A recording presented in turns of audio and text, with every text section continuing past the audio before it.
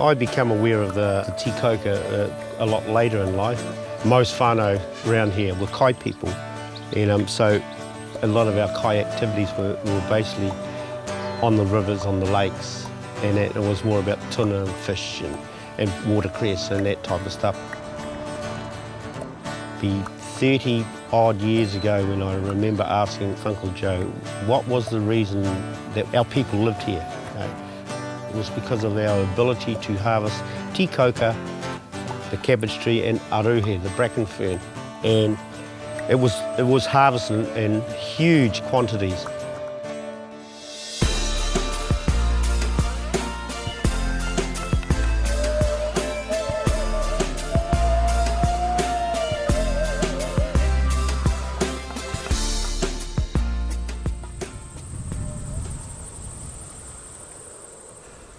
Tēnā koutou te whānau, nā mihi kia koutou te kōrero o te mātauranga o te te kōuka.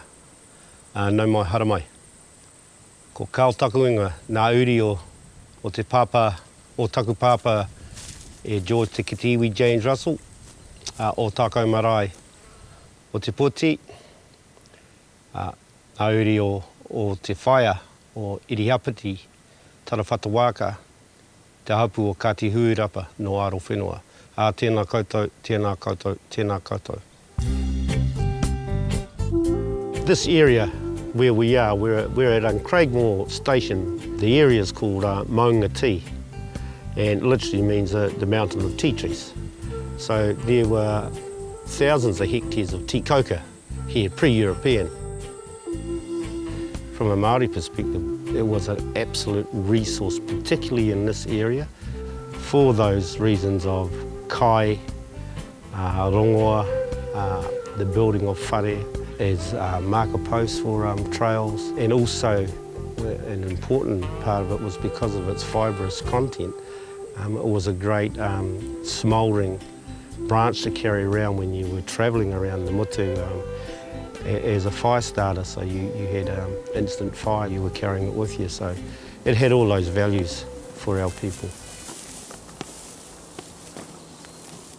E tapatu ki ute, e tapatu ki tai, e tapatu a tāne, e tapatu a takaroa. E koi kaha ki ute, e koi kaha ki tai, e kaha a tāne, e kaha a takaroa.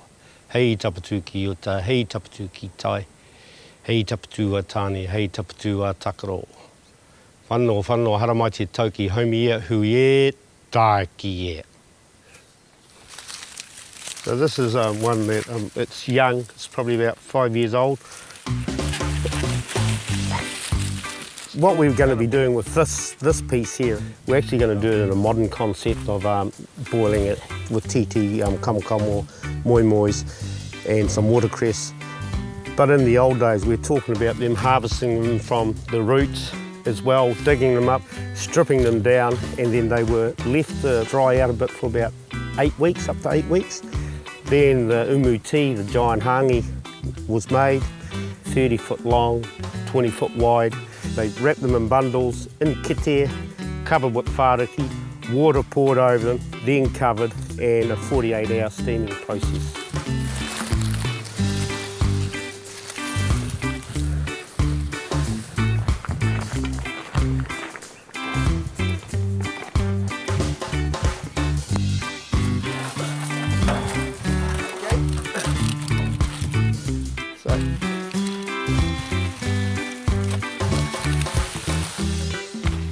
We're going to start stripping the leaves off.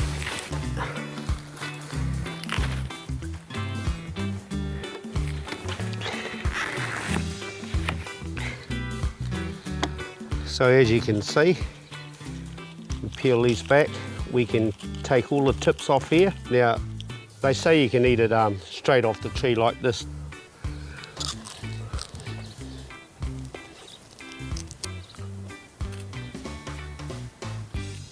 Ever so slightly bitter taste, but you can actually taste the sugar in it. But it's actually reasonably tasty.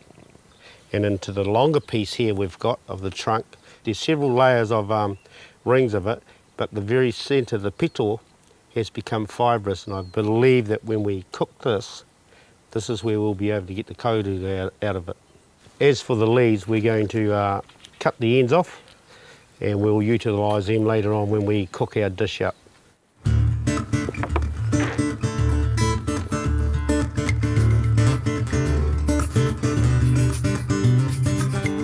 Okay, this is the big piece we're going to start with.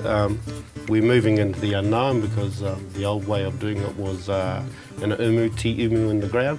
So we are going to be boiling it, so it's going to be a longish process.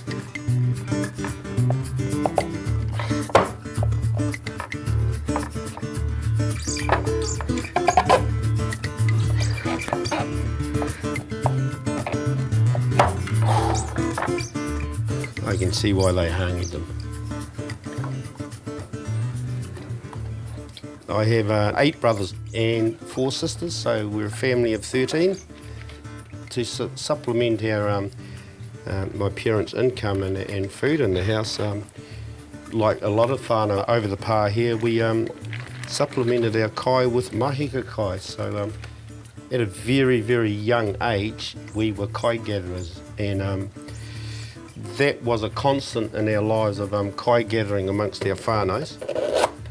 And it was sometimes a weekly process where we were gathering kai. Mahinga kai is part and parcel of our lives. Now I've put the potatoes, the moimois, there's soul beet in there, titi, and of course the main ingredients that we're talking about is I'm going to put tea Kōuka in that we had. So that's pretty much the process we're at for this stage.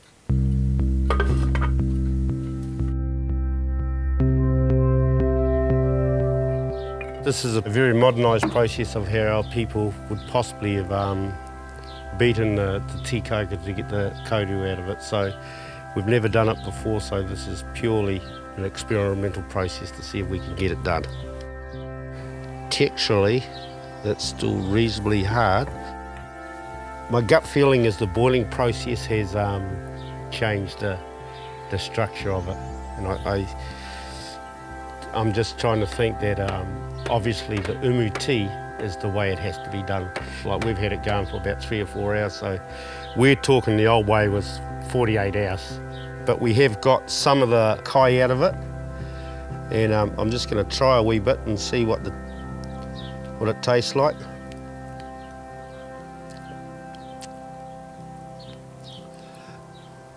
It's sweet and nice, and the bitterness is extremely mild. There's no strong burny taste in my mouth and throat and on my palate. It's actually very nice. I can imagine it now being formed into cakes, and them adding some tutu juice or juice from the harakeke, the nectar from the harakeke, and I can see it being cooked on stones, hot stones, and made into little cakes, and they would be very nice to eat.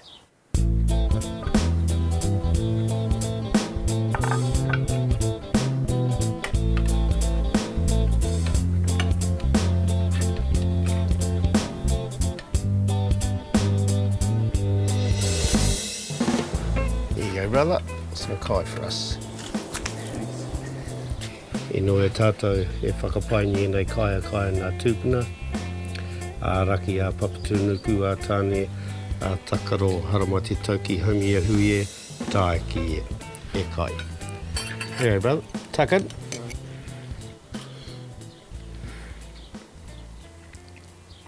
That's beautiful. That is actually nice. It's still got that bitterness in it, but the sweetness is coming out of it.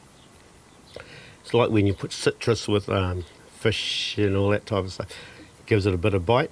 Well, this has got the bite, and we're adding ingredients that are reducing that bite when you eat it. So it's actually quite nice.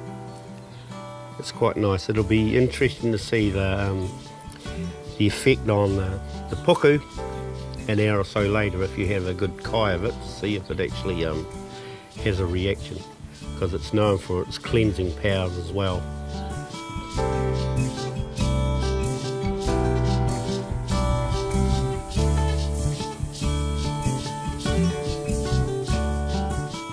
The tea Kōuka, a very resilient plant, tree, rako, whatever you want to call it. very resilient, and I think it's hand in hand with the resiliency of our Māori people. Still growing with pride.